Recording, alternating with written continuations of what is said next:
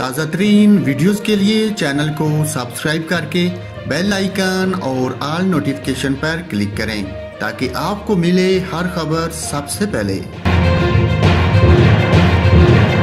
और नाजरीन, इस्लामाबाद में तेज हवाओं के साथ बाज़ मकामात पर हल्की बारिश से मौसम खुशगवार हो गया। सियाहती मकाम दिवसाई में बर्फबारी के बायस 4 इंच बर्फ जम गई। बर्फबारी के बाद दिवसाई रोड को आमदोरफ्त के लिए आर्जी तौर पर बंद कर दिया गया, जबकि मौसम बेहतर होने तक सियाहती सरगर्मियों पर भी पाबंदी लगा दी गई। दिवसाई के अलावा स्तूर, गजर और कश्मीर के पहाड़ों पर भी बर्फबारी हुई।